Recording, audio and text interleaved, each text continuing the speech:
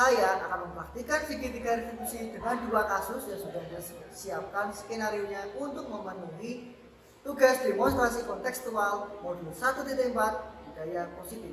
Saya, Ibu Ibi Kirong Mujahidin, nanti akan ada satu murid saya bernama Putra, dia akan mempraktikkan ketika dia memiliki masalah.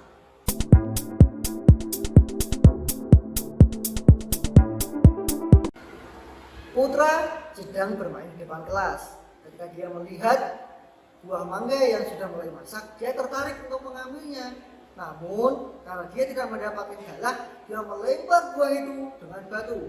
Alih-alih mendapatkan buah mangga, yang dia dapatkan malah genting yang pecah. Kemudian, saya selaku guru melihat itu dan saya mendekatinya agar masalah ini terselesaikan. Tujuan dalam kasus pertama ini adalah saya ingin menumbuhkan Mas Putra agar berinisiatif dalam menyelesaikan masalah yang sudah dia buat.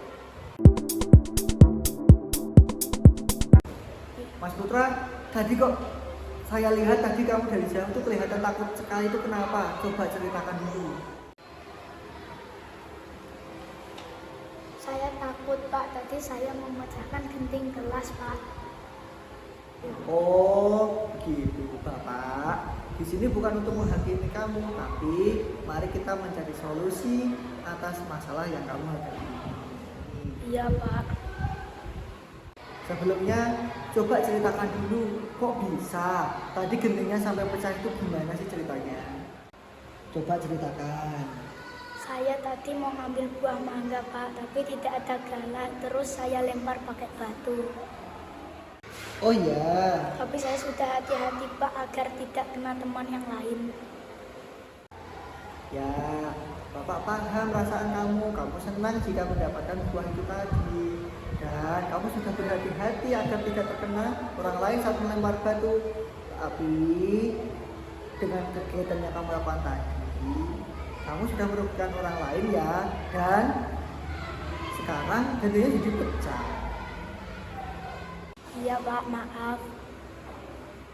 Nah, coba kita pikirkan kembali, apakah yang kamu lakukan itu sudah sesuai dengan keyakinan kelas kita belum?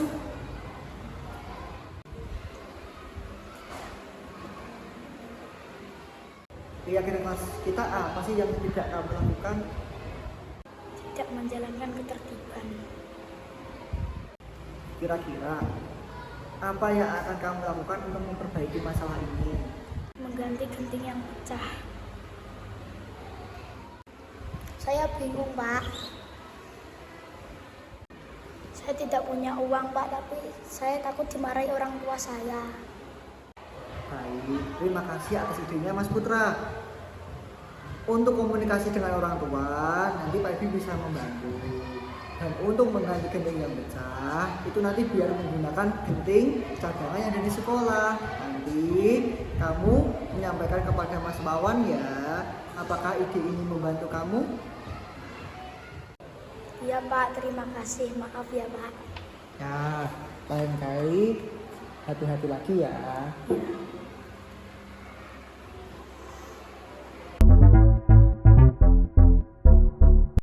Dalam praktik segitiga restitusi yang kasus pertama ini, saya berusaha untuk menstabilkan identitas diri dari Mas Putra dan saya menekankan bahwa saya tidak menghakimi Mas Putra dan saya berusaha untuk menumbuhkan inisiatifnya sendiri dalam memperbaiki masalah yang dia buat.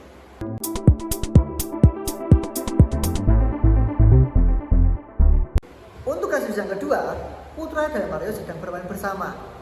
Namun, Marno kalah terus dan menuduh Mas Putra berbuat curang. Kemudian, Putra membentak Marno karena dia merasa dia tidak curang. Tujuan dari restitusi yang kedua ini adalah saya berusaha untuk menenangkan perasaan Mas Putra dan agar dia termotivasi untuk memperbaiki masalah yang sudah dia buat.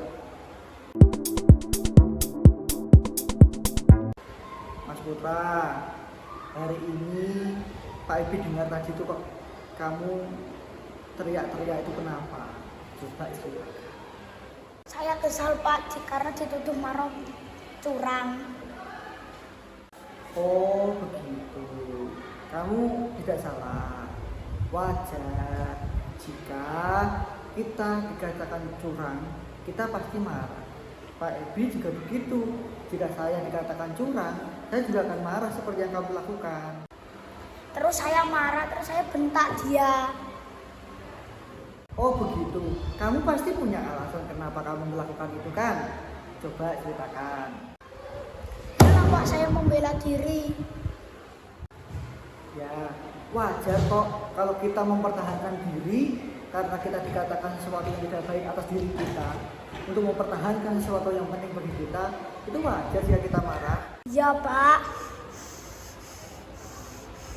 Nah, sekarang yuk kita ingat lagi, apakah tindakan kamu saat membentak tadi itu sudah sesuai dengan keyakinan kelas kita atau belum? Tidak Pak, saya tidak menghargai perasaan orang lain. Menurut kamu, menghargai perasaan orang lain itu penting tidak? Pentinglah Pak. Ya, menghargai perasaan orang lain itu penting. Tapi ada nilai keyakinan lain yang harus kita lakukan saat kita marahkan. Ya, saya akan coba lebih sabar Pak. Kira-kira apa yang akan kamu lakukan untuk memperbaiki masalah ini? Minta maaf sama Marno Pak. Terus berjanji apa? Tidak mengulangi lagi. Ya, minta maaf sama Mas Marno ya. Nah, sudah cukup kita ngobrolnya hari ini? Iya Pak, terima kasih. Sudah cukup ya? Dalam praktis tiga restitusi yang kedua, saya lebih menekankan Mas Putra untuk melihat kembali, mengingat kembali bahwa keyakinan yang sudah dia buat itu perlu direfleksikan atas dirinya dan itu perlu untuk dia laksanakan.